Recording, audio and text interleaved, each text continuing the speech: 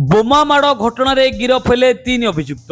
ମିଳିଥିବା ଖବର ଅନୁଯାୟୀ ଗଞ୍ଜାମ ଜିଲ୍ଲା ଗାଙ୍ଗପୁର ଥାନା ଡି ସିଙ୍ଗିପୁର ଗ୍ରାମର ପ୍ରମିଳା ମୁନିଙ୍କ ଘର ଉପରକୁ ଅଜଣା ବ୍ୟକ୍ତିଙ୍କ ବୋମାମାଡ଼ ହୋଇଥିଲା। ପୋଲିସ ଘଟଣାକୁ ଗୁରୁତ୍ୱ ଭାବେ ନେଇ ଅନୁସନ୍ଧାନ କରି ସେହି ଘଟଣାରେ ଆଜି 3 ଅଭିଯୁକ୍ତଙ୍କୁ ଗାଙ୍ଗପୁର ପୋଲିସ ଗିରଫ କରିଛି। ଗିରଫ ହୋଇଥିବା ଅଭିଯୁକ୍ତମାନେ ହେଲେ କୃଷ୍ଣ ମହାରଣା, କ୍ରିଷ୍ଣା ମୁନି ଓ ବିନାୟକ ଦାସ।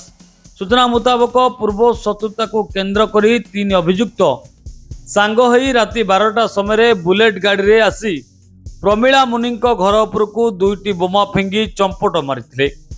ए बोमा माड़ घटना रे कहीं आहत होना। घटना घटिया पर प्रमिला मुनि को एतला को आधार करी पुलिस 3 अभियुक्त को गिरफ्त कर सफल हवा सह निकटू बुलेट बाइक और 3टी धारुआ अस्त्र जबत कर पुलिस एपरी कार्य को जनसाधारण प्रशंसा कर। बोमामाड़ घटना रे गिरफ हेले 3 अभियुक्त।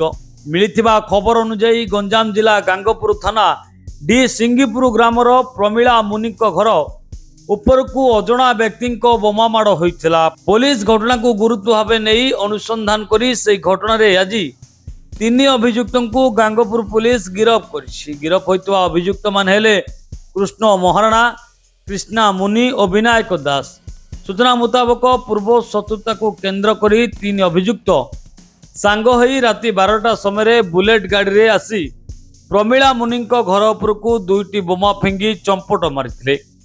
ए बोमा माड़ घटना रे कहीं आहत होना। घटना घटिया पर प्रमिला मुनि को एतला को आधार करी पुलिस 3 अभियुक्त को गिरफ्त कर सफल हवा सह निकटू बुलेट बाइक और 3टी धारुआ अस्त्र जबत कर पुलिस एपरी कार्य को जनसाधारण प्रशंसा कर। गंजाम जिलूर शिप्रा पट्टनायक रिपोर्ट रियो न्यूज।